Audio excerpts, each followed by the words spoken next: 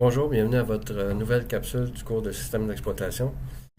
Aujourd'hui, on va discuter de la commande man qui permet de vous donner de l'information et l'aide en fait sur presque toutes les commandes de Linux du système.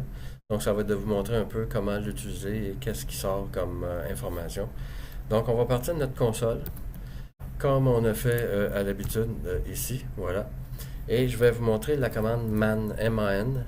C'est la commande qui donne l'aide du système de Linux et vous la faites suivre du nom de la commande que vous cherchez.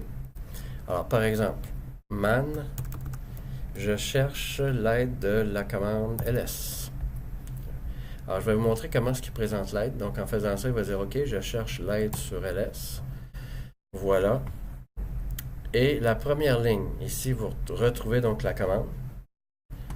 Le petit 1, vous voyez ici entre parenthèses, c'est le numéro du chapitre du livre, si vous voulez, dans lequel l'aide est située. Bon, parce que man, c'est pour manuel, c'est un diminutif de manuel, et le manuel, l'aide, en fait, est, si vous voulez, séparé en différentes sections, et ils ont des numéros, il y a 10 sections. Et la section 1, dans le fond, c'est les commandes usuelles, les commandes de base du système. Alors, vous allez voir dans quelle section elle se retrouve. 1 ici dans ce cas-ci. Vous allez avoir la section name ici qui s'appelle, en fait, qui vous donne la description courte, très courte de la commande. Alors, ça liste le contenu du répertoire. Synopsis, c'est la façon de l'utiliser générale. Donc, on a la commande ls suivie d'une ou de plusieurs options. Les trois petits points, ça veut dire qu'on peut en mettre plus qu'une option. Et ensuite, on peut faire suivre d'un fichier ou de plusieurs fichiers à cause des trois petits points. Comme ça qu'on peut l'interpréter. Ensuite, vous allez avoir tout le temps ou presque une description, mais beaucoup plus détaillée de la commande. Alors ici, dans ce cas-ci, pour ls, on dit que ça liste les informations à propos des fichiers dans le répertoire actuel, dans le répertoire courant. Et va suivre ensuite, après la description, une série d'options. Et dans le cas d'ls, j'ai fait exprès, là, il y en a une puis une autre, une option. Entre autres, la première commence à "-a" minuscule et ça s'en va ça jusqu'à, en passant par toutes les lettres jusqu'à Z. Et ça, des fois, ça va aller plus loin, même avec des valeurs numériques. Alors, ls, il y en a une quantité phénoménale. Le but, c'est pas de retourner tout ça. Pour l'instant, je voulais juste vous dire qu'une option d'une commande, c'est tout le temps précédé d'un tiret et ensuite d'une lettre. Elle peut être majuscule ou minuscule. Dans certains cas, ils vont faire des actions différentes même. Et ce que ça fait en fait une option, c'est que l'option "-a" ici irait exactement ici. Donc ça veut dire on ferait ls espace "-a". Et à ce moment-là, ça ferait sortir, comme on dit ici, l'information des fichiers de votre dossier. En plus, en n'ignorant pas les entrées qui commencent par point. On va l'expliquer plus tard, ne inquiétez-vous pas. Mais je voulais juste vous montrer que les options commencent par tirer ici. Alors, une fois toutes les options expliquées d'une commande, vous allez vous retrouver à la fin avec l'auteur qui a écrit la commande ou l'aide. Et vous allez reconnaître ici un personnage qu'on a discuté au début du cours, Richard Stallman, dans ce cas-ci. Vous allez avoir aussi à qui rapporter les bugs s'il y en a. Habituellement, c'est un site web ou une adresse courriel où on peut envoyer quelque chose. Le copyright, la plupart du temps, vous allez voir que c'est sous licence GPL, la licence gratuite. Et vous allez avoir See Also. See Also, ça va vous permettre de dire, écoute, si tu n'as pas trouvé encore tout à fait ce que tu cherchais ici, ben, regarde dans la liste des commandes qu'on te suggère ici, peut-être que tu vas trouver quelque chose. Donc, c'est un peu comme ça qu'on peut interpréter le contenu qui sort de la commande man avec une commande en particulier que vous cherchez. Pour sortir de ça, vous faites Q pour quitter. Et vous revenez à votre prompt. Donc, par exemple, si je dis OK, maintenant je cherche la commande RM, man RM. Alors, je fais ça. J'ai la même chose. Vous voyez la commande ici, c'est la section numéro 1. Son nom et la description courte. Ça enlève des fichiers ou des dossiers. Des options possibles et des fichiers possibles. On pourrait autrement dit détruire un ou plusieurs fichiers. la description plus détaillée de ce que ça fait, les options F pour forcer la description du fichier, -I pour confirmer, et les quelques autres, -R, on va y revenir beaucoup. -R, ça permet de détruire totalement un dossier et tout son contenu. Sous-dossier, fichier, tout y passe.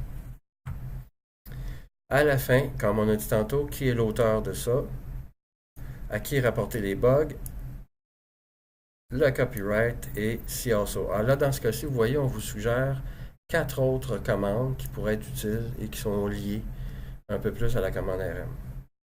Alors voilà, ça c'est un autre exemple de man. On fait Q pour quitter. Là, vous allez dire, ouais, c'est bien beau, mais c'est parce que toi, ça fait longtemps que tu utilises Linux, tu connais les commandes, là.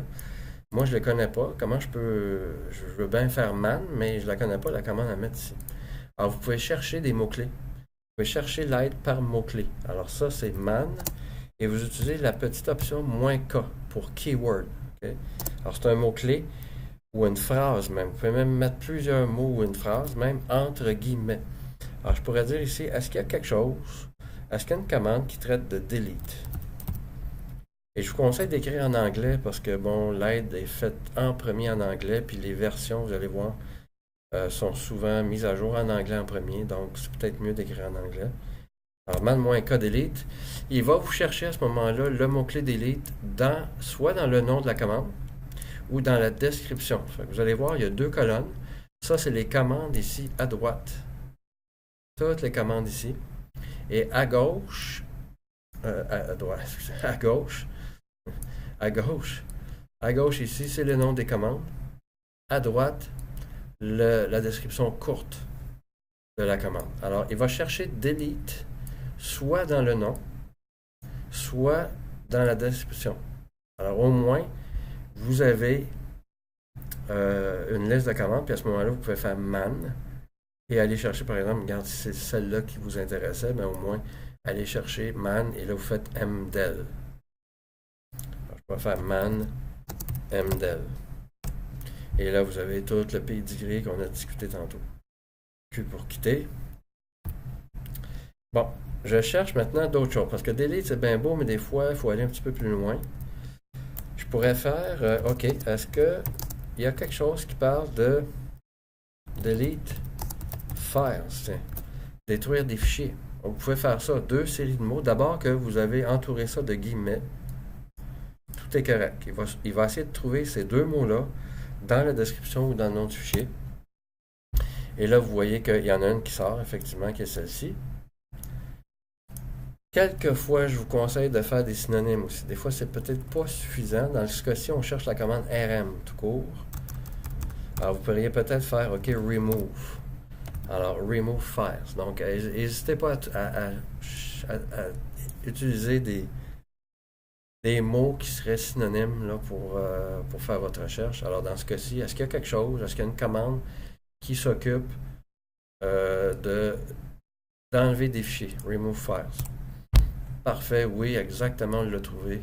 Et c'est la commande RM dans la section 1. Alors là, au moins, vous avez la commande qui sort à gauche. Et là, vous pouvez faire man RM sans problème pour aller chercher effectivement la description et l'usage beaucoup plus détaillé de cette commande-là.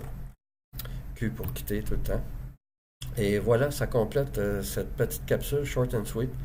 Mais je voulais compléter avec vous au moins la commande man qui était dans le module numéro 4 qui est à faire dans le cours.